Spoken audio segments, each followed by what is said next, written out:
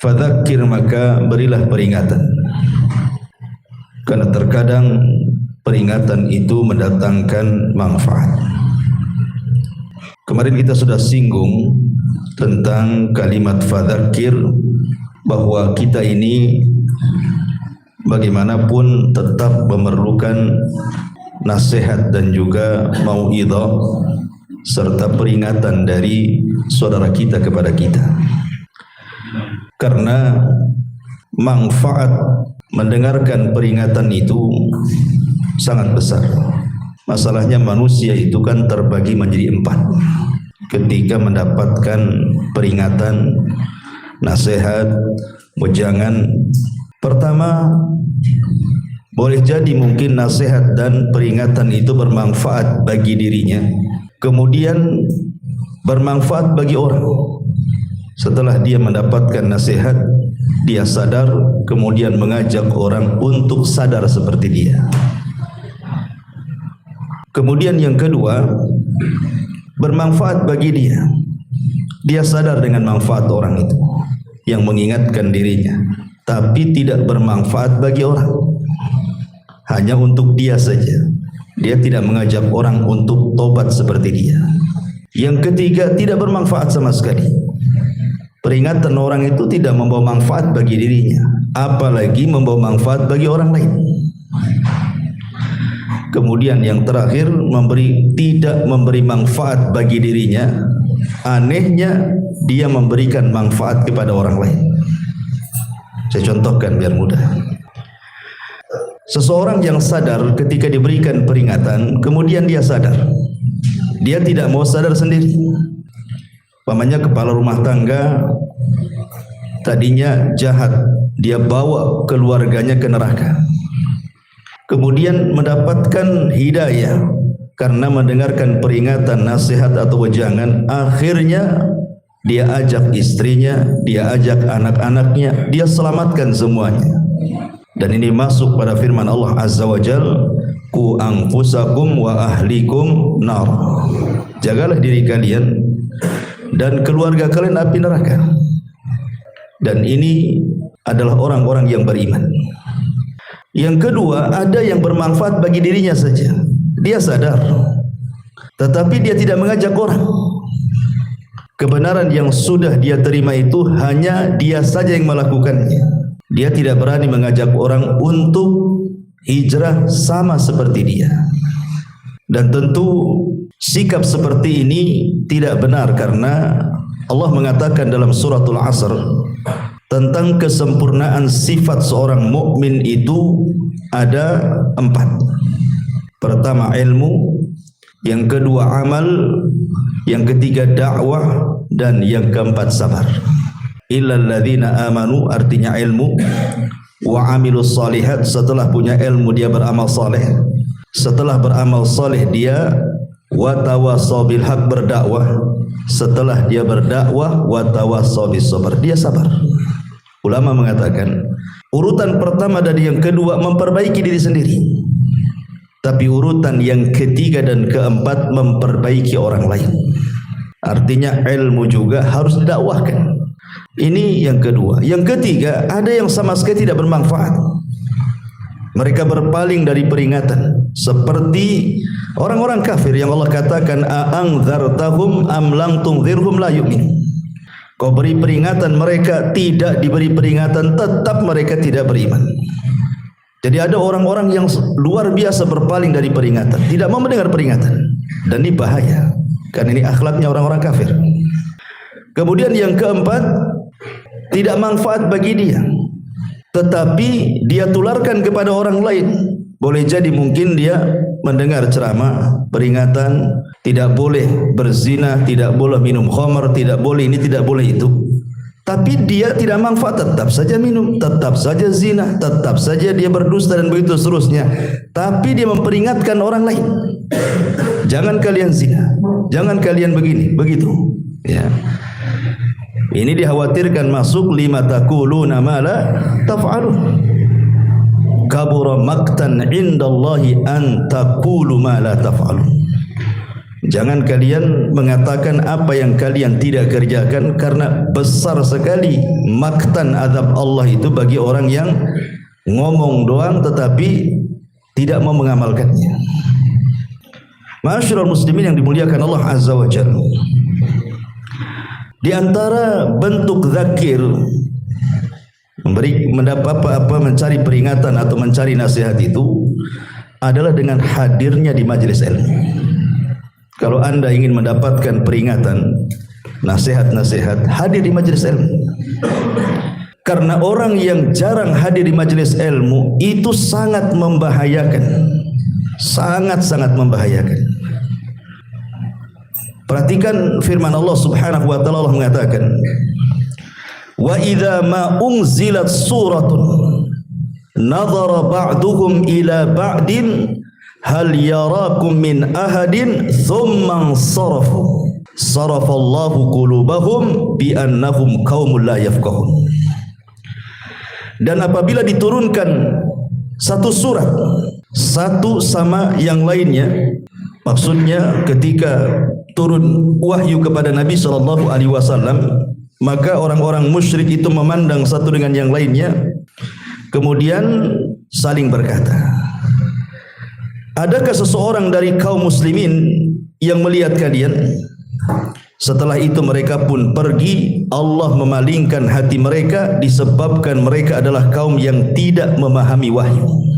Dari sini istinbat ayat, kata para ulama, orang yang menjauh daripada majelis-majelis ilmu, berpaling secara badan, tidak suka mendengarkan ayat Al-Quran, hadis-hadis Nabi, ditinggalkan dia, maka Allah akan palingkan hatinya.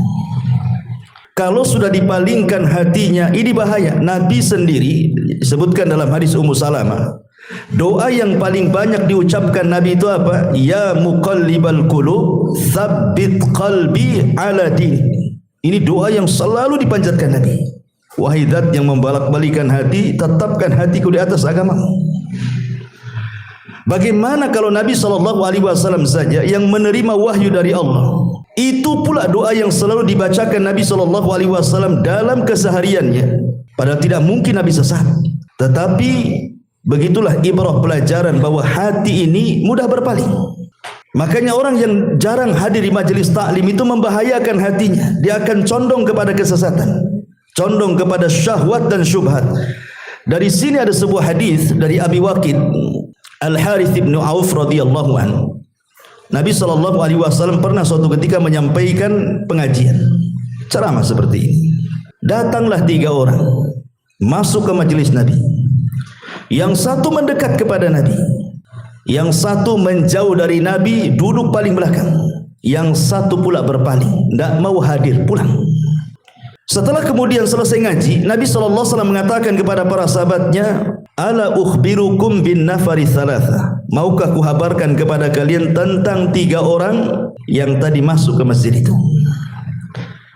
Kemudian Rasul mengatakan, amma ahaduhum fa'awa ilallah fa'awahullahu ilaihi, wa ammal akhar fastahyallahu minhu, wa ammal akhar fa'arad. Di sini sahihnya fa'aradallahu anhu. Adapun yang pertama yang masuk ke majelis duduk paling depan, berarti dia mencari perlindungan Allah, Allah lindungi dia. Adapun dia masuk cari tempat duduk paling belakang, padahal di depan masih kosong, dia malu-malu, Allah pun malu dengan dia. Adapun yang berpaling, di sini syahidnya, adapun yang berpaling tidak mau masuk ke majelis Nabi, maka Allah palingkan sekalian badannya dan hati-hatinya. Dan kalau Allah sudah memalingkan dari hambanya, ini sangat membahayakan. Kenapa? Karena dia tidak akan mendapatkan rahmat dari Allah. Dia akan dijauhi dari rahmat dan didekatkan dengan laknat. Dan pada hari kiamat Allah tidak akan memandang dia. Allah akan palingkan wajahnya dari dia. Dan kalau Allah Subhanahu wa taala sampai memalingkan wajahnya dan tidak melihat kita, maka inilah Allah katakan wasayujannabuhal ashqa. Maka orang-orang yang mereka berpaling, yatajannabuha, menghindar, menjauh Ha ini kembali kepada peringatan. Maka siapapun yang menjauh dari peringatan itu, kata Allah, al-ashqa, maka dia orang yang paling celaka. Dan lawan celaka itu bahagia. Tempat orang bahagia itu di surga, tempat orang celaka itu di neraka. Makanya Allah mengatakan alladzi yaslan naral kubra, yaitu orang-orang yang akan memasuki api neraka yang sangat besar. Kenapa di sini Allah mengatakan kalimat kubra, api neraka yang sangat besar, menunjukkan ini bukan api dunia.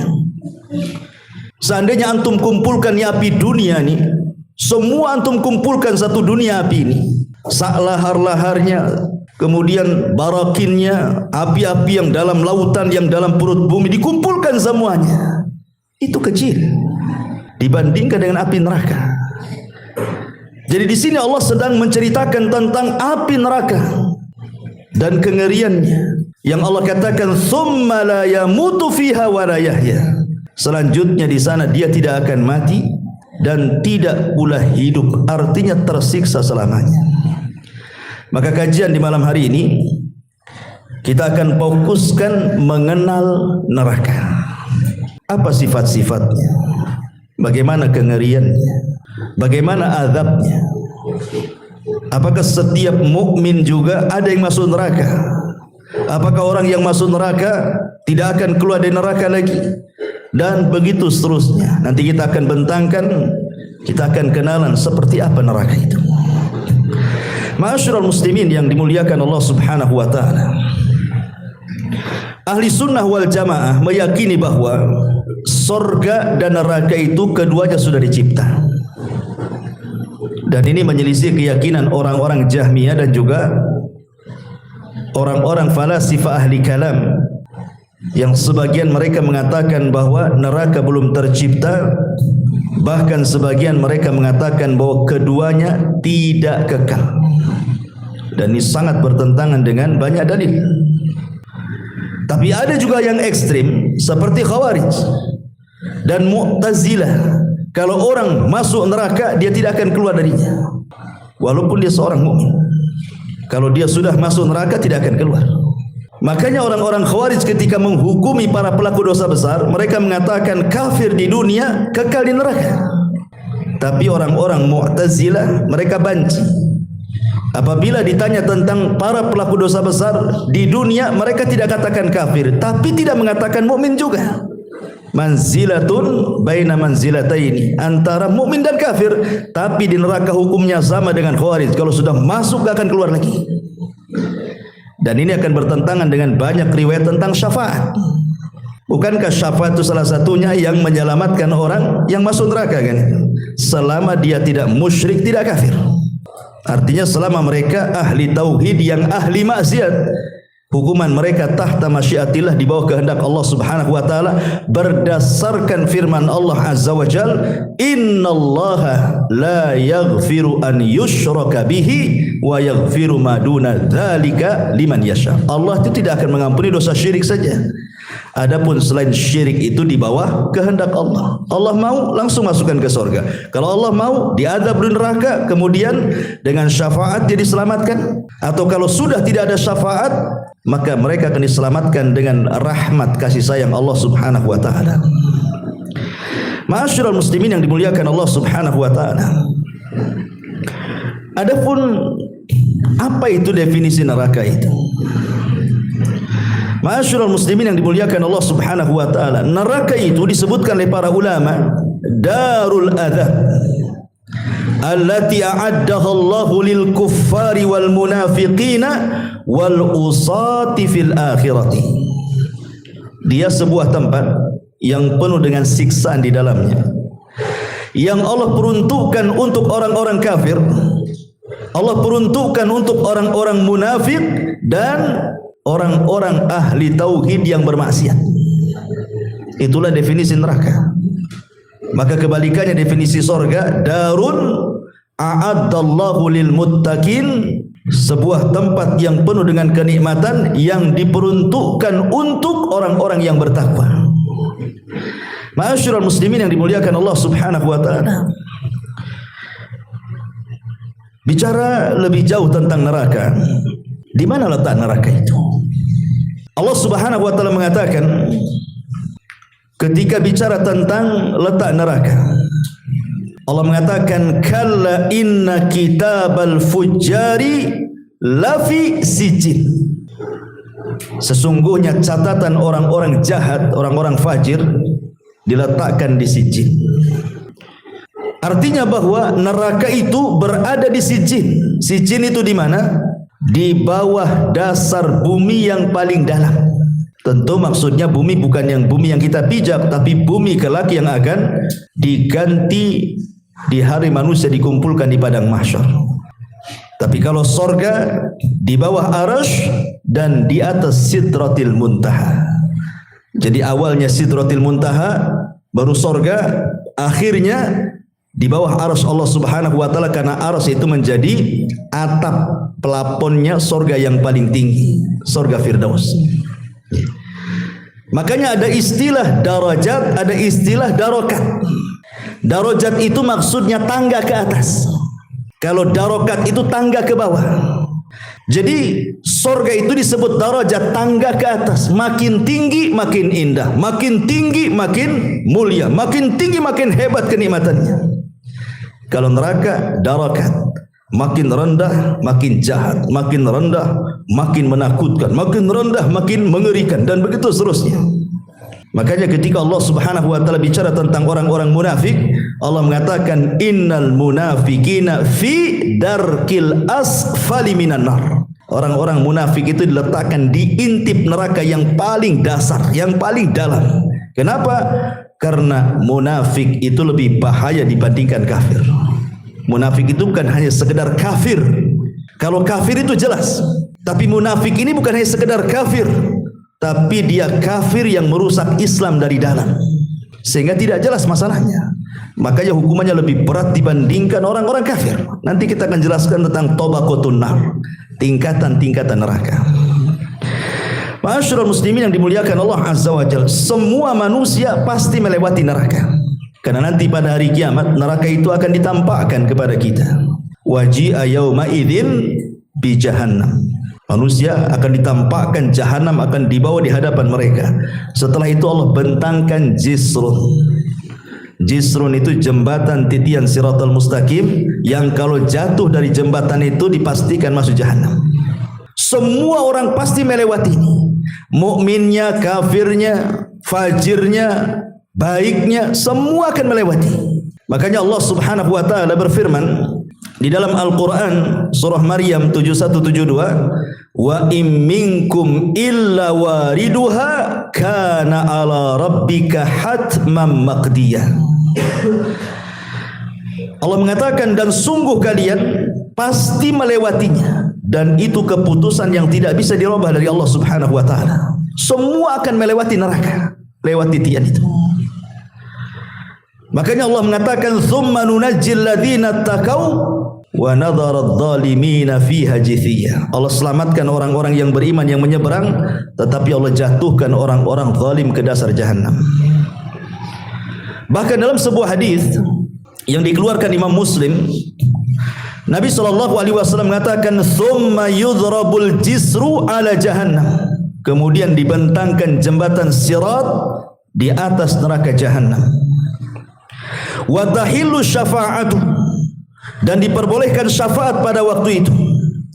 Wa yaqulun, maka semua para nabi mengatakan Allahumma sallim sallim, ya Allah selamatkan, ya Allah selamatkan umatku. Kila, kemudian dikatakan, ya Rasulullah wa mal jisru, Rasul apa sih titian itu? Qala, maka Rasul mengatakan dakhadun mazillatun fihi khatatifun wa kalalibun wa hasakun takunu bin najdin fiha syaukatu yuqalu laha sa'dan.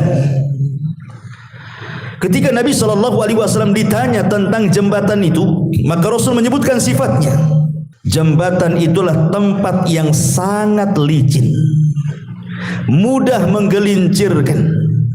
Dia memiliki penyambar-penyambar dan kawat-kawat besi yang kokoh. seperti yang ada di Najd yang memiliki kawat-kawat besi yang disebut dengan sa'dan.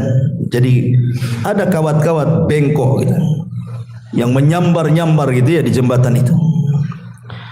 Kemudian kata Nabi SAW, fayamurrul mu'minuna qatarfil aini wa kalbarki wa karrihi wa kattairi wa kaajawidil khayli warrukabi. Kata Nabi SAW, kemudian kaum mukminin yang akan melewati di dalamnya, ada yang melewati dengan sekejap mata, ada yang seperti kilat, ada yang seperti angin, ada yang seperti burung yang terbang, ada juga yang berlari seperti kuda yang sangat kencang, dan ada juga yang seperti orang berkendaraan. Kata Rasul, fanajin musallamun wa makhdusun mursalun wa makhdusun fi nari jahannam. Kata Nabi SAW, adapun muslim yang selamat, ada pula yang disambar besi-besi penyambar lalu dilepas, dan ada pula yang terjerumus ke dalam neraka jahannam. Ma'asyiral muslimin yang dimuliakan Allah Subhanahu wa taala, tentu orang yang pertama melewati adalah Rasul kita, tidak syak lagi, baru umat Islam. Walaupun kita umat yang terakhir, tetapi justru yang pertama kali melewati jembatan itu, dan itu bentuk kemuliaan. Kenapa demikian? Karena usia umat kita ini tak panjang, hisabnya tak lama. Kalau usia umat dulu itu panjang-panjang, maka hisabnya lama, makanya didahulukan umat Islam. Dan ini kemuliaan bagi kita. Ma'asyiral muslimin yang dimuliakan Allah Azza wa Jalla, sebenarnya neraka itu cuma satu secara zatnya, tetapi muta'addidatun fis sifat. Zatnya satu, tetapi sifat-sifatnya berbilang. Makanya neraka itu ada istilah-istilah dalam Al-Quran. Ada namanya istilah Al-Hawiyah. Apa Hawiyah? Hawiyah itu menunjukkan seseorang terjatuh dengan cara terlempar. Itu disebut Hawiyah artinya. Sebagaimana Allah mengatakan, fa ummuhu hawiyah wa ma adraka ma hiyah narun hamiyah. Dan tahukah kamu apa itu neraka Hawiyah? Ia adalah api yang sangat panas. Artinya ketika dia jatuh itu seolah-olah didorong, dilemparkan. Kemudian juga ada istilah ladha. Makanya Allah mengatakan, kalla innaha ladha nazza'ata lisyawa. Dalam surah Al-Ma'arij 15-16 Allah mengatakan ladha. Apa sih ladha itu? Neraka yang apinya menyambar-nyambar, menyala-nyala, itu disebut ladha. Makanya Allah mengatakan sama sekali tidak, karena ia adalah neraka ladha yang akan mengelupaskan kulit kepala mereka. Kemudian juga ada istilah khutamah. Khutamah itu maksudnya melumat bahasa kitanya.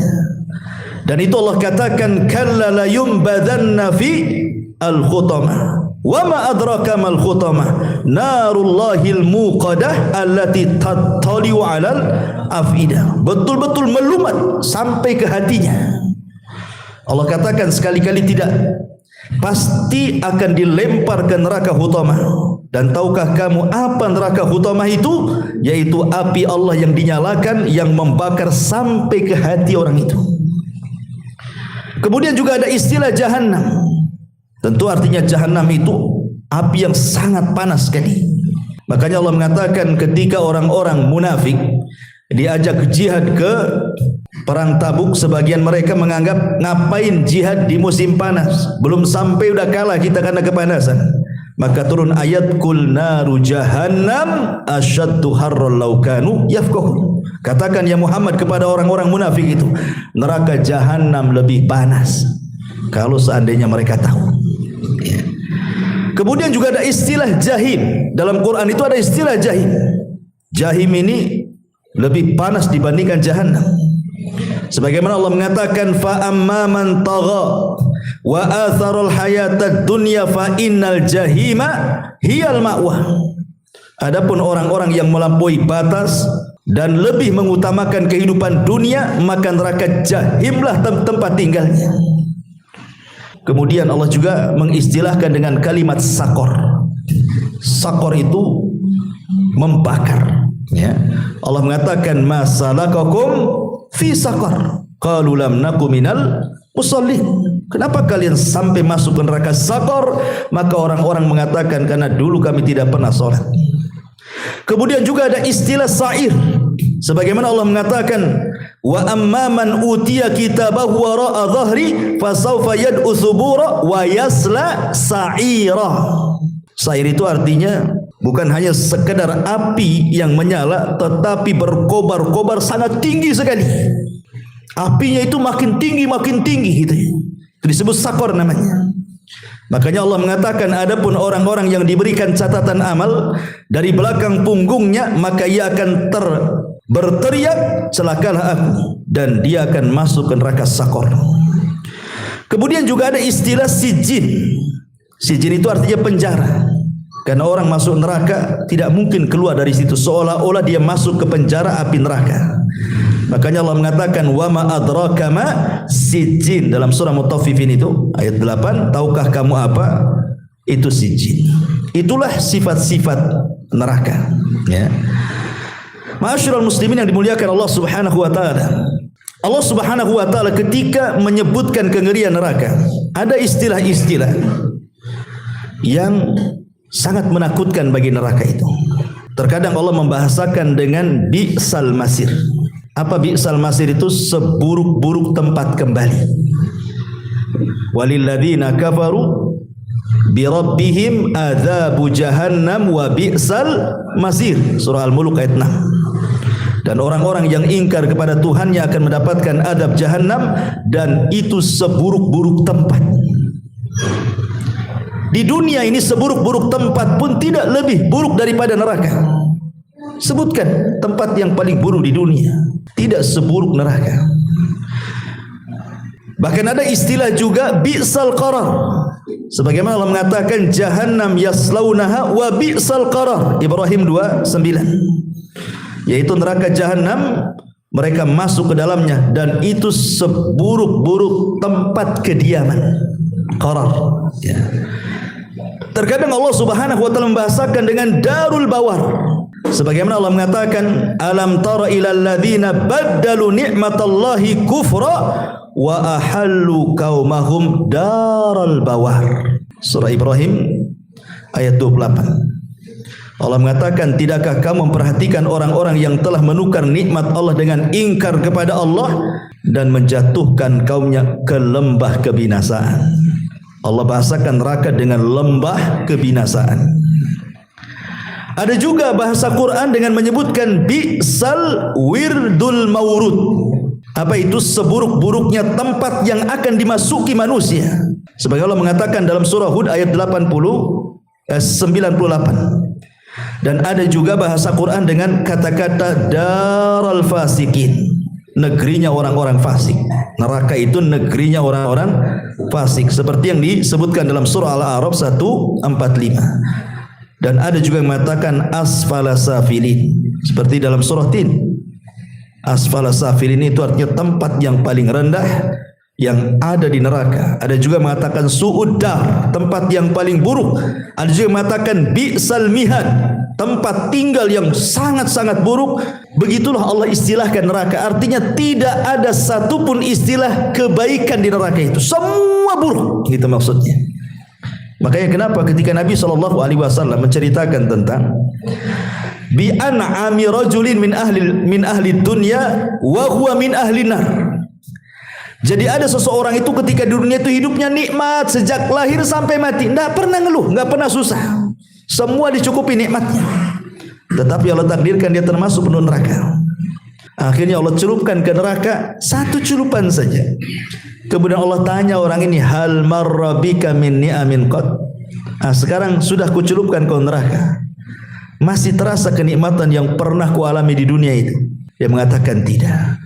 Tidak ada kenikmatan lagi di kepalaku, katanya. Tidak bisa lagi. Kalau kita kan mungkin dulu pernah senang, kemudian susah, masihlah teringatkan. Zaman dulu masih senang, zaman dulu masih di atas, zaman dulu masih gaji besar, sebelum dipecat, sebelum di PHK, sebelum kebakaran rumahnya, sebelum kena musibah, masihlah teringat kenangan-kenangan itu. Tapi kalau orang sudah dicelupkan neraka satu kali, hilang blank sudah, seolah-olah dia tidak pernah merasakan kelezatan nikmat hidup di dunia itu. Itu baru satu kali celupan tuh. Lagimana kalau dimasukkan di dalamnya tuh? Na'udzubillahi min dzalik. Ma'asyiral muslimin yang dimuliakan Allah Subhanahu wa taala, yang perlu kita ketahui tentang kengerian neraka ini, ikhwan. Apabila api neraka dinyalakan oleh Allah, maka api itu tidak akan pernah dipadamkan selamanya. Catat, apabila api dinyalakan, maka tidak akan pernah padam selamanya. Dan itu Allah katakan dalam surah At-Takwir 12, wa idzal jahimu su'irat, dan apabila neraka mulai dinyalakan. Dan Allah mengatakan dalam surah Al-Isra ayat 97, kullama khabata zidnahum sa'ira, setiap kali neraka kami padamkan, justru kami akan menambah nyala apinya. Makin hari makin bertambah, makin minggu makin bertambah, makin tahun makin bertambah. Sebagaimana surga, nikmatnya makin hari makin bertambah, nikmatnya makin hari makin bertambah. Maka neraka juga sama, semakin hari azabnya semakin bertambah. Na'udzubillah. Dan ingat, neraka itu bisa melihat, neraka itu bisa mendengar, dan neraka itu bisa bicara. Dalam hadis Abi Hurairah radhiyallahu an, Nabi sallallahu alaihi wasallam bersabda, yakhruju unuqun minan nar yaumal qiyamah lahu aynani yubsiru bihima wa udhunani yasma'u bihima wa lisanun yantiqu bihi fayaqulu ila wukilta bi thalathatin inni wukiltu bi thalathatin bi kulli jabbarin anid wa bi kulli man idda'a ma Allahi ilahan akhar wal musawwirin. Kata Nabi SAW dari hadis Abu Hurairah radhiyallahu anhu, akan keluar leher neraka pada hari kiamat. Dia memiliki dua mata yang melihat, dua telinga yang mendengar, dan satu lisan yang akan bicara. Artinya neraka itu melihat, mendengar, dan bicara. Kemudian neraka akan mengatakan, aku diberi tugas oleh Allah untuk mengazab tiga kelompok.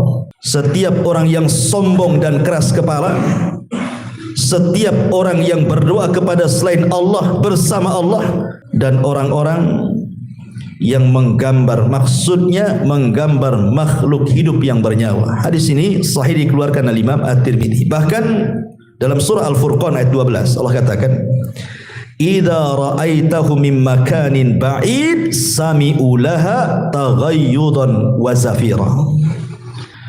Jadi neraka itu kalau melihat dan sangat marah kepada orang-orang yang Allah marah kepadanya. Jadi Allah semakin marah, neraka ikut marah juga sama orang itu. Makanya Allah mengatakan apabila neraka itu melihat mereka, orang-orang yang dimurkai Allah itu dari tempat yang jauh, mereka ahli nar mendengar kegeraman neraka dan suara yang menyala-nyala. Geram sekali neraka itu kepada orang yang Allah murkai itu. Menunjukkan neraka bisa bicara. Ya. Ma'asyiral muslimin yang dimuliakan Allah Subhanahu wa taala, bahkan tidak ada yang bisa menandingi siksaan neraka dengan siksaan dunia. Seperti apalah siksaan dunia? Paling tinggi dimutilasi kan. Siksaan dunia mungkin dibunuh pelan-pelan. Sebenarnya orang kalau sudah mati dimutilasi nggak akan terasa dia, karena sudah tidak ada ruhnya kan, seperti perkataan Asma binti Abi Bakar kepada anaknya Abdullah ibn Zubair ketika dia ditangkap oleh Hajjaj ibn Yusuf kemudian diikat di gerbang Madinah. Kemudian dia mengatakan kepada ibunya Asma, ya Ummi, bagaimana kalau Hajjaj itu memutilasi aku, memotong satu-satu badanku? Maka ibunya menenangkan, ya Abdullah ibn Zubair, bagaimana pendapatmu dengan kambing yang sudah mati kemudian kau kuliti kemudian kau potong-potong? Apakah dia merasakan sakit? Seperti itulah jasad kalau sudah tidak ada ruh, mau dimutilasi kayak apapun, mau dipotong, mau dicongkel, mau dipotong kupingnya, mau ditarik lidahnya, mau dicopot kukunya, nggak akan terasa dia. Kenapa? Karena ruhnya sudah nggak ada. Cuma nampaknya aja sadis kan itu ya, sadis sekali itu. Sebenarnya tidak, biasa saja. Ya. Orang yang mati tidak dimutilasi dengan orang yang mati dimutilasi itu sama saja sakitnya ketika dicabut ruhnya itu saja. Selebihnya tidak akan merasakan. Antum mau digeret dia dengan tambang Pakai mobil di tanah aspal dari sini kena goyah pun dia tidak mungkin terasa. Ruhnya sudah nggak ada. Itu maksudnya. Dan kalau seandainya kita kumpulkanlah, coba raja mana yang paling bengis mengadab manusia? Ashabul Ukhdud, Fir'aun ketika membunuh bayi-bayi, Namrud ketika membunuh kesewenang-wenangannya dan begitu seterusnya. Tidak ada yang bisa menandingi siksaan neraka dibandingkan dengan dunia. Makanya Allah katakan dalam surah Al-Fajr ayat 25, fa yauma idzin la yu'adzibu adzabahu ahad. Pada hari itu tidak ada yang mengadab seperti adab Allah. Enggak ada. Ya. Ma'asyiral muslimin yang dimuliakan, kenapa? Tadi saya katakan di awal, karena kalau Allah sudah mengadab, melupakan semua nikmat. Itu masalahnya. Kalau Allah sudah azab itu, nikmat semua dilupakan dia. Nikmat yang pernah dibayangkan di dunia itu rasanya tidak pernah secuil kenikmatan pun dia rasakan. Saking kerasnya azab Allah itu. Ma'asyiral muslimin yang dimuliakan Allah Azza wa Jalla, bahkan saking kerasnya terkadang sebagian mereka ingin menebus dengan orang-orang yang dicintainya. Kalau antum di dunia ada masalah dengan anak antum, kena kes, narkoba, masuk penjara, ada masalah, pasti antum ingin tebus anak antum. Rata-rata kan begitu, orang kalau cinta dengan anak walaupun dia salah masuk penjara, kalau bisa bayar uang cepat keluar. Itu di dunia. Kita akan menebus orang-orang yang kita cintai supaya tidak terkena musibah. Tapi di akhirat terbalik. Anak yang kita cintai siap dijadikan tebusan agar dia tidak disiksa di neraka, coba. Bayangkan, ya. Kalau bukan karena dahsyatnya kan, kalau di dunia kan terbalik ya. Kalau anak kita, istri kita ada masalah, kita berusaha cari uang, kita tebus supaya dia jangan sampai terkena masalah. Seperti yang dilakukan Zainab ketika suaminya menjadi tawanan Nabi SAW. Zainab sangat mencintai Abil As ibn Rabi, padahal Abil As itu masih kafir, tapi dia ingin menebusnya karena cintanya Zainab kepada Abil As. Diambilnya kalung itu. Padahal kalung itu hadiah Zainab di waktu pernikahan Zainab bersama Abil As, dikirim kepada Nabi SAW untuk menebus suaminya. Ketika Rasul melihat kalung itu, dibolak-balik, terkadang dicium kemudian menangis. Kemudian sahabat bertanya, ya Rasul, kenapa anda menangis? Gara-gara megang kalung, katanya. Kata Nabi SAW, tahukah kalung ini? Kalung ini pemberian Khadijah kepada Zainab di malam hari pernikahannya. Kalau kalian mau kembalikan kalung ini kepada pemiliknya, lepaskan Abil As, katanya. Itu di dunia. Kita pasti akan menebuskan orang-orang kita cintai. Di akhirat terbalik. Orang-orang kalau masuk neraka, kalau bisa saya keluar dari neraka, anak saya yang saya masukkan. Kalau bisa seperti itu, ditebus jatuh dia. Makanya Allah mengatakan dalam surah Al-Ma'arij ayat 11-14, yawaddul mujrimu law yaftadi min adzabi yawma idzin bibani wa sahibatihi wa akhi wa fasilatihi allati tuwi wa man fil ardi jami'an thumma yunji, katanya.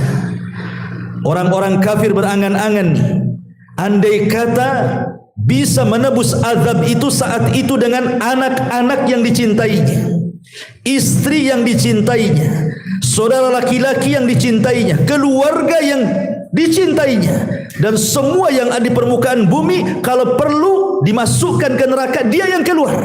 Coba bayangkan, sedemikian dahsyatnya gitu neraka itu, sampai orang-orang yang kita cintai di dunia dikorbankan. Lihat Abu Lahab ketika turun surah Tabbat yada Abi Lahabi wa tab sampai kepada sayasla naran dzata lahab, dia susumber di hadapan kawan-kawannya dan mengatakan, kalau yang dikatakan Muhammad itu benar, bahwa aku akan masuk ke dalam neraka yang menyala-nyala, sayasla naran dzata lahab, katanya. Aku banyak anakku sukses, katanya. Uangku banyak, hartaku melimpah, katanya.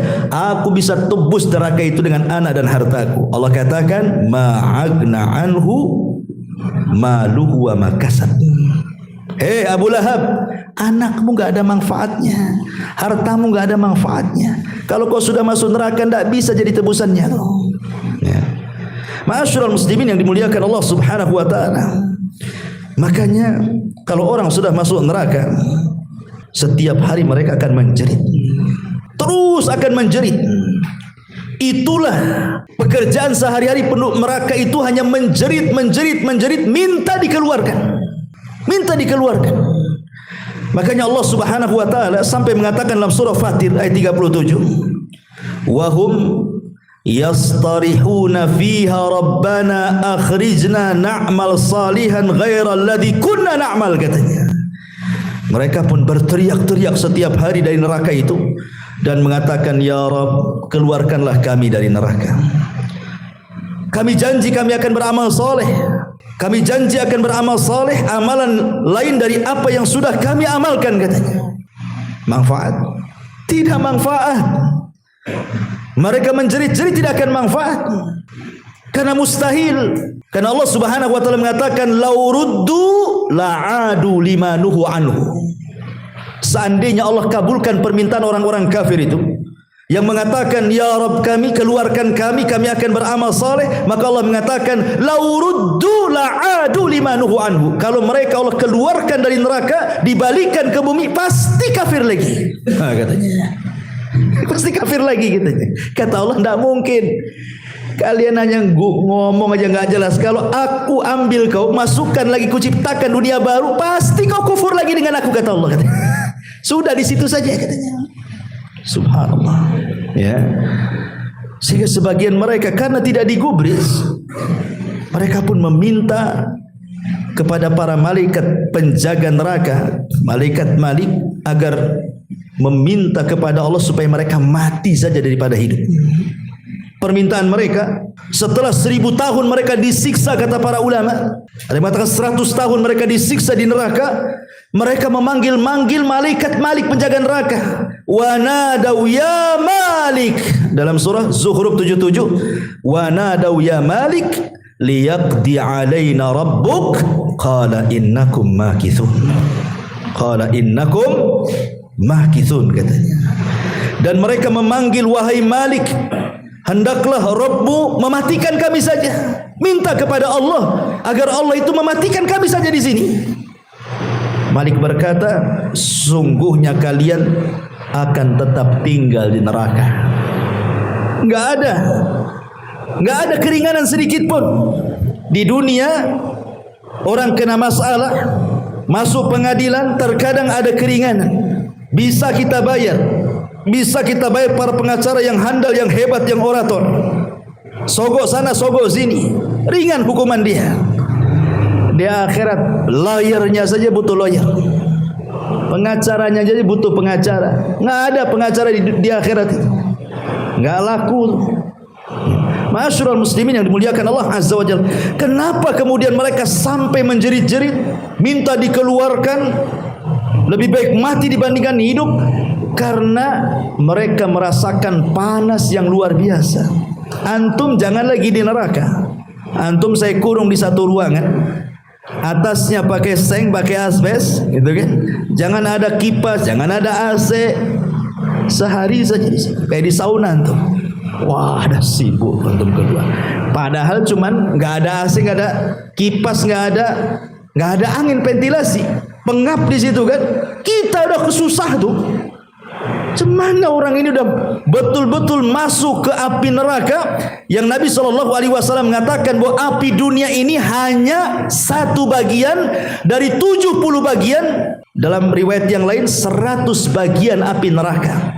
Itu saja kalau dinyalakan di dunia sudah terbakar satu dunia ini. Bagaimana kalau yang digabungkan 70-nya atau yang 100-nya itu, seperti apa panasnya? Ma'asyiral muslimin yang dimuliakan Allah Azza, makanya Allah mengatakan narun hamiyah, api yang sangat panas, api yang dipanaskan. Cukup tidak? Wa ashabus shimal, ma ashabus shimal fi samumin wa hamimin wa dhillum min yahmum, wa dhillun min yahmum. Apa kata Allah? Dan golongan kiri, siapakah golongan kiri itu? Dalam siksaan angin yang amat panas dan air yang amat mendidih dan naungan asap yang sangat hitam tebal. 3. Allah katakan angin.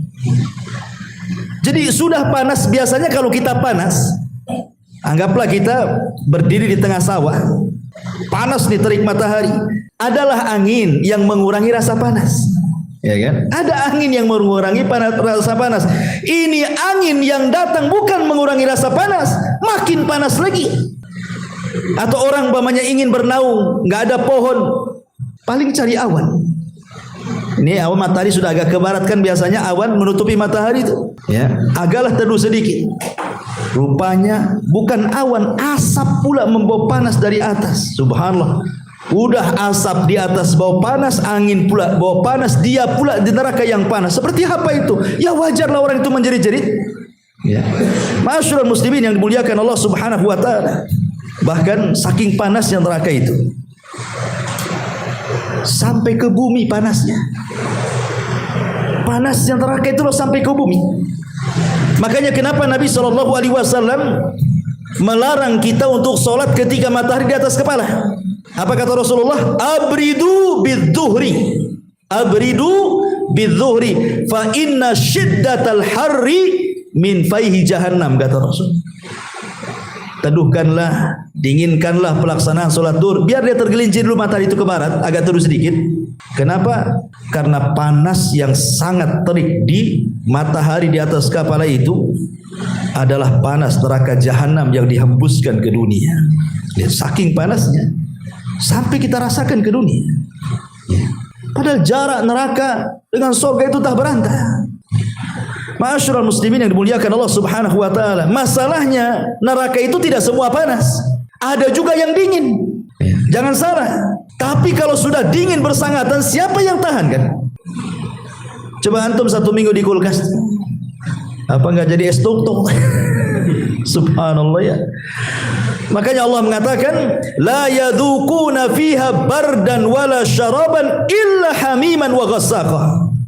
Mereka tidak merasakan kesejukan di dalamnya dan tidak pula mendapatkan minuman selain air minum yang mendidih dan air yang sangat dingin. Ghassak ini, kata para ulama tafsir mengatakan, dia adalah air nanah penduduk neraka yang sangat dingin. Kalau diminum itu membekukan semua badan, mematikan semua urat, mematikan jantung, semuanya mati. Dan kita saja ya, kalau punya penyakit gusi, minum, ambil es saja sedikit kan, mana rasanya tuh? Nggak mau orang lagi. Sampai banyaklah iklan-iklan pasta gigi itu, kalau pakai ini nggak apa-apa, es dikunyah pun nggak apa-apa kan. Kita coba tetap juga sakit. Rupanya iklan saja. Masyaallah muslimin yang dimuliakan Allah Azza wa Jalla. Lihat hadis Nabi SAW mengatakan, ishtakatin nar ila rabbiha. Faqalat rabbi akalani ba'di ba'dhan. Akalani ba'di ba'dhan. Fa'adina laha binafasaini. Nafasin fi syita wa nafasin fi sayfi. Fa ashaddu ma tajiduna minal har wa ashaddu ma tajiduna minal zamharir. Neraka mengadu kepada Rabb. Neraka kan sudah saya katakan dahulu bisa bicara dia. Mengadu tuh neraka itu sama Allah. Ya Rabb, sebagian kami memakan sebagian yang lain. Neraka yang dingin memakan neraka yang panas, neraka yang panas memakan yang dingin. Ya, begaduh tuh dua neraka. Maka kemudian Allah berfirman kepada neraka, jika demikian maka engkau akan dapat bernafas 2 kali. 1 nafas di musim dingin dan 1 nafas di musim panas. Maka itulah panas yang paling panas dan dingin yang paling dingin. Kalau datang panas, itulah panas yang luar biasa. Kalau datang dingin, itulah dingin yang luar biasa. Dingin itu bukan berarti mengenakan, tidak. Terkadang lebih bahaya dibandingkan panas. Ya. Masyaallah muslimin yang dimuliakan Allah Subhanahu wa taala. Sementara kita tahu bahwa kalau antum zaman baheula, zaman dulu belum ada gas, baik listrik ataupun gas tabung, semua orang membuat perapian dengan kayu. Sibuklah orang ke hutan, sibuk orang ke kebun cari dahan untuk masak. Tapi bahan bakar neraka itu bukan dari kayu. Allah katakan, ya ayyuhalladzina amanu qu anfusakum wa ahlikum nara wa quduhan nas wal hijarah. Hai orang-orang yang beriman, peliharalah dirimu dan keluargamu dari api neraka yang bahan bakarnya, lihat, Allah dahulukan manusia dulu. Bahan bakar neraka itu manusia, baru setelah itu batu. Ya. Didahulukan manusia. Bahan pokok, bahan bakarnya neraka itu manusia dulu, baru batu. Ma'asyiral muslimin yang dimuliakan Allah Subhanahu wa taala, wajar kalau seandainya tidak ada raut kebahagiaan. Makanya Allah mengatakan tadi apa? Wa sayujannabuhal ashqa. Ashqa itu orang yang paling celaka. Celaka itu lawan orang yang paling bahagia. Sehingga tidak ada penduduk neraka itu senyum, apalagi tertawa, apalagi bercanda, enggak ada. Penduduk neraka itu hanya bisa menangis dan menangis. Perhatikan Allah mengatakan dalam surah Al-Anbiya 100, lahum fiha zafirun wa hum fiha la yasma'un. Mereka merintih, menangis dalam api neraka, dan mereka di dalamnya tidak bisa mendengar. Subhanallah, dihilangkan pendengarannya. Dari Abdullah ibn Qais radhiyallahu an, Nabi SAW bersabda, inna ahlan nar la yabkuna fin nar hatta law ujriyatis sufun fi dumuihim lajara thumma innahum la yabkuna dama ba'da dumu'i wa bimithli ma hum fihi. Subhanallah. Sesungguhnya penduduk neraka itu akan menangis di neraka seandainya perahu itu dijalankan di genangan air mata penduduk neraka, niscaya perahu itu akan berjalan di atasnya. Ketika mereka sudah tidak ada lagi air mata yang dikeluarkan, maka mereka akan menangis dengan tangisan darah sebagai ganti air mata mereka, karena sudah habis tangisannya, sehingga darah yang keluar, naudzubillah. Ya. Dan mereka setiap hari melolong, ikhwan. Setiap hari menjerit, setiap hari melolong. Sampai-sampai Abu Umamah Al-Bahili radhiyallahu an, dia mengatakan, aku mendengar Rasul bersabda. Jadi suatu ketika Rasul itu dibawa oleh dua malaikat ke atas, tinggi dalam tidurnya itu. Dalam mimpinya dibawa dua malaikat, kemudian naik ke atas gunung. Sesampainya di atas gunung, kata Nabi SAW, idza bi aswatin syadidatin, tiba-tiba aku mendengar lolongan-lolongan orang yang menjerit kesakitan, kata Rasul. Kemudian Rasul mengatakan, mahadil aswat, suara lolongan apa ini wahai malaikat? Qalu, maka malaikat ini mengatakan, hada ghawa'u ahlin nar, ini adalah lolongan-lolongan penduduk neraka. Subhanallah. Ya, ma'asyiral muslimin, wajar kalau seandainya Nabi SAW ketika dimi'rajkan ke langit kemudian diperlihatkan neraka.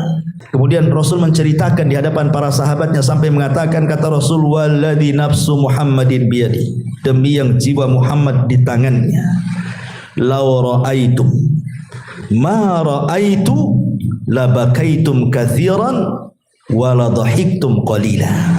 Kalau kalian tahu apa yang kulihat, pasti kalian sedikit tertawa dan banyak menangis. Kemudian ditanya Rasul, kau melihat apa? Maka Rasul mengatakan, ra'aitul jannata wan nar, karena telah diperlihatkan kepadaku surga dan kengerian neraka.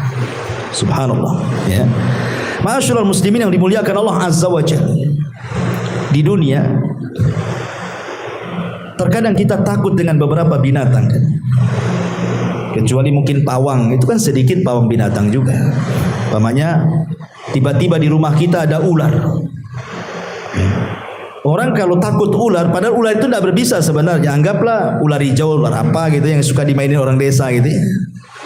Tapi kalau orang takut ular, menjerit-jerit ya. Apalagi ular kobra, kan? Apalagi ular yang lebih daripada itu, apalagi ular sawah yang gede, kan begitu ya. Tentu kita akan takut. Atau mungkin tiba-tiba di kamar kita itu penuh dengan kalajengking. Saya kira antum akan lari. Rupanya penduduk neraka juga akan diberikan ular dan kalajengking neraka. Bukan ular dunia, ular neraka, kalajengking neraka. Nabi SAW mengatakan dalam sebuah hadis yang dikeluarkan Imam Baihaqi, dan disebutkan sahih oleh Syekh Nasiruddin Albani dalam kitabnya As-Sahihah. Rasul mengatakan bahwa jika ular di neraka menyengat satu gigitan akan menyebabkan panas demam selama 40 musim. Ya. Kalau antum digigit ular neraka satu kali gigitan, maka demamnya 40 musim, artinya 40 tahun baru sembuh tuh dari demamnya.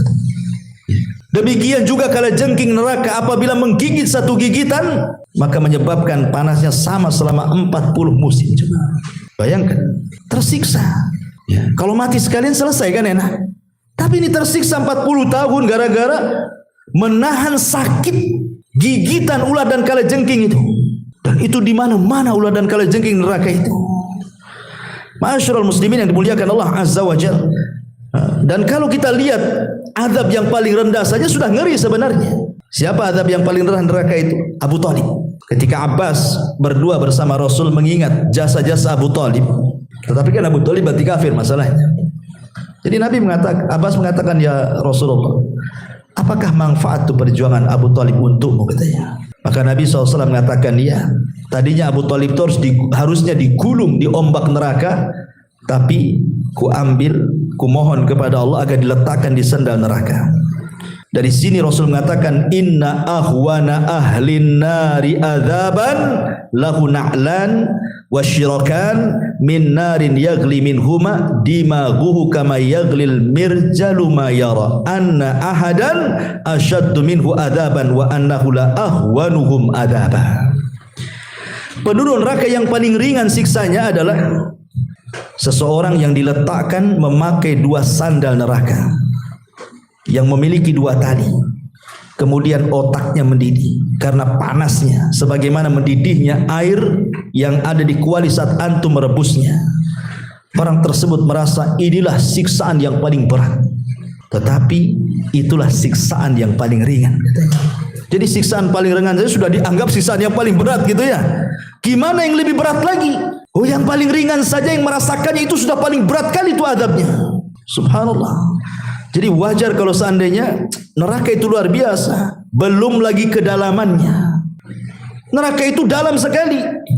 Makanya hadis Abi Hurairah radhiyallahu anhu, suatu ketika Rasul pernah berkumpul bersama para sahabat itu mendengar ledakan, dentuman, dum gitu ya. Rasul ngomong sama sahabat, kalian tahu dentuman apa ini, katanya? Wajibah ini dalam bahasa Arabnya, dalam bahasa kita dentuman. Sahabat mengatakan, Allah wa Rasulullah alam, kami tidak tahu wahai Rasul. Apa kata Rasul? Hada hajarun rumiyah bihi fi nari jahannam mundu sab'ina kharifan fahuwa yahwi fi nari ilal an hatta intaha ila qa'riha. Itu batu segede unta, kata Rasul, yang dijatuhkan dari titian, kemudian jatuh sampai ke neraka jahanam, baru sampai di dasarnya 70 tahun lamanya. Bayangkan kalau orang jatuh dari titian itu, berarti 70 tahun melayang baru sampai di jahanam. Saking dalamnya lembah itu. Antum jangan cerita, antum jatuh dari atap saja ber 3 meter. Sakitnya luar biasa. Itu 70 tahun baru sampai di jahanam. Gimana ceritanya? Ya. Ma'asyiral muslimin, dan orang yang masuk neraka itu banyak. Sampai-sampai dalam sebuah hadis Adam pernah dipanggil oleh Allah Subhanahu wa taala. Kemudian Allah mengatakan kepada Adam, "Ya Adam, akhrij bi'tsan nar." Adam, keluarkan dari turunanmu yang pantas masuk neraka, katanya. Kemudian Adam mengatakan, "Wa ma ba'tsun nar?" Apa yang dimaksud dari umatku utusan-utusan yang akan masuk ke neraka itu, ya Rabb? Qala, maka Allah mengatakan, "Min kulli alfin tis'umi'atin wa tis'atun wa tis'ina." Dari 1000 manusia keluarkan 999, masukkan ke neraka dari turunanmu, 1 masukkan ke surga. Subhanallah. Bandingan orang masuk surga dengan neraka itu 999, yang 1 masuk surga. Berarti kan penduduk neraka itu banyak, ya, banyak sekali penduduk neraka itu, karena bandingannya 1 banding 999. Kemudian Rasulullah sallallahu alaihi wasallam mengatakan, "Abshiru fa inna minkum rajulan wa min Ya'juj wa Ma'juj alfa." Bergembiralah kalian, dari 1000 itu 1 dari kalian, dan 999 dari Ya'juj dan Ma'juj. Artinya Ya'juj dan Ma'juj semua masuk neraka. Makanya kenapa Rasul mengatakan Dalam hadis Allah berfirman kepada Nabi Isa yang ketika itu sudah berhasil membunuh Dajjal, kemudian difitnah dengan keluarnya Ya'juj dan Ma'juj dan jebolnya benteng yang dibangun Dzulqarnain itu. Apa kata Allah? Wahai Musa, wahai Isa, sebaiknya kau bawa orang-orang yang beriman ke Bukit Tur. Kau jangan lawan mereka. Kau tidak akan bisa mengalahkan mereka. Itu kaum yang tidak bisa diperangi dan tidak bisa dibunuh katanya. Sembunyi. Seorang nabi saja disuruh sembunyi melawan Ya'juj dan Ma'juj itu. Kenapa? Karena itu kaum tidak bisa dibunuh, tidak bisa diperangi. Logikanya ikhwan, antum loh kelahi. Antum lawan 10 orang. Jago kumpu manapun, kalau 10 orang kaulah antum. Mana ada? Makanya dalam Islam itu, kalau orang berperang kemudian lebih dari 2 boleh lari. Pokoknya ini perang nih, musuhnya kita kaum muslimin 100, musuhnya 300, boleh lari. Dan itu tidak termasuk lari dari peperangan. Tapi kalau musuhnya 2, tidak boleh lari. Mi'atun yaglibuna mi'atain. Al-ana khaffafallahu ankum wa alima anna fikum dha'fa. Sekarang Allah ringankan. Ya, bukan 1 lawan 10 lagi. 1 lawan 2 saja, karena tahu kami mengetahui kalian itu lemah. Dari sini dibatasi bahwa kalau dalam pertempuran muslim dan kafir, musuh antum 2 orang tidak boleh lari. Kalau lari masuk dosa besar, lari dari peperangan. Tapi kalau lebih dari 2 nggak apa-apa. Antum menggunakan jurus kaki 3000 langsung, nggak masalah. Ya, kenapa? Musuhnya 3, boleh lari lah kan begitu. Karena yang tidak boleh itu cuma 2. Karena Allah mengatakan mi'atun yaglibuna mi'atain. 100 melawan 200, artinya 1 banding 2 kan gitu. Kalau 1 banding 2 nggak boleh lari.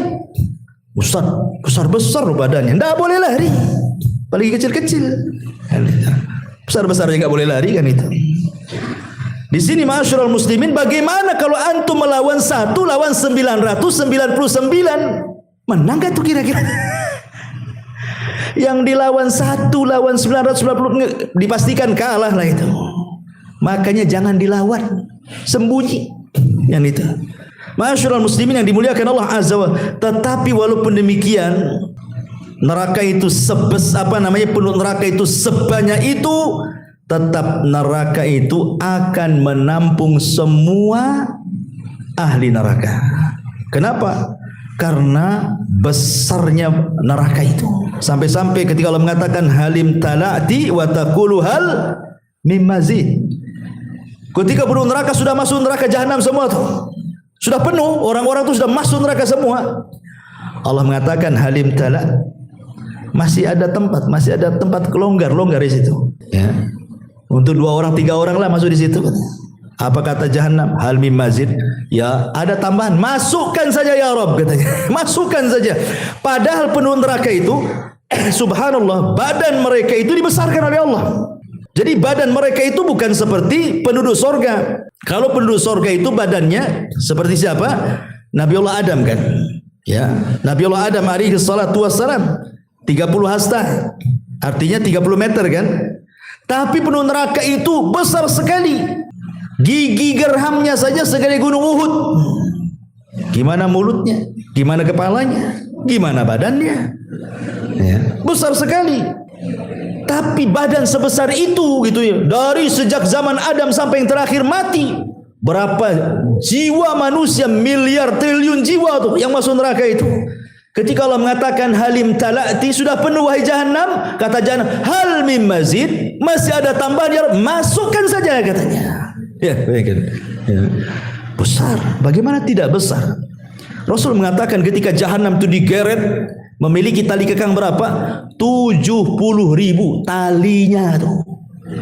Setiap satu tali kekang yang memegang malaikat 70.000 malaikat. Talinya 70.000. Setiap satu tali yang menggeret 70.000 malaikat. Berapa miliar malaikat yang menarik jahanam itu? Logikanya, ya kan? Besar sekali jahanam itu. Makanya dari sini ma'asyiral muslimin yang dimuliakan Allah Subhanahu wa taala, belum lagi kita cerita-cerita tentang azab batin, tersiksa Belum lagi kulit mereka terkelupas, kullama nadijat juluduhum baddalnahum juludan ghaira. Setiap kali kulit mereka terkelupas dibalikin lagi seperti ketika Rasul bercerita tentang adab kubur. Ini baru adab kubur loh. Rasul kan pernah bermimpi tentang adab kubur, di mana ada orang yang diterlentangkan, kemudian di sampingnya ada orang berdiri bawa batu, kemudian batu dihantamkan ke kepalanya sampai hancur. Kemudian orang ini pergi cari batu lagi. Setelah kembali kepalanya balik lagi, dihantam lagi, hancur lagi, cari batu lagi, pas balik lagi seperti itu. Subhanallah. Coba ini baru adab kubur, kata pensyarah, karena hadis dalam Sahih Bukhari, dalam Fathul Bari. Ini cerita adab kubur tuh. Gimana cerita adab neraka? Itulah firman Allah surah An-Nisa, kullama nadijat juluduhum baddalnahum juludan ghairah liyadzuqul adab. Setiap kulit mereka terkelupas, terbakar, mati, balikin lagi ke awal. La haula wala quwata illa. Sampai kapan? Ya. Sampai mereka merasakan adab Allah Subhanahu wa taala betul-betul. Tapi ya tergantung orang masuk neraka itu kan. Ada yang boleh jadi mungkin setahun dikeluarkan, 2 tahun dikeluarkan, 100 tahun dikeluarkan. Tergantung dosanya. Kalau dia orang mukmin yang bermaksiat kan itu. Tapi jangan pula kemudian ada istilah. Saya pernah dengar seorang artis mengatakan, ya, nggak apa-apa saya masuk neraka, biar saya ketemu Lady Gaga, katanya. Subhanallah, ketemu Lady Gaga pula di neraka, katanya. Kok bisa ngomong begitu? Dia kira satu hari neraka itu kayak apa? Dicelupkan sedikit saja itu sudah hilang nikmat dia di dunia tuh. Nauzubillah, kok bisa ngomong begitu? Jadi candaan kan? Kurang ajar mulutnya orang ini.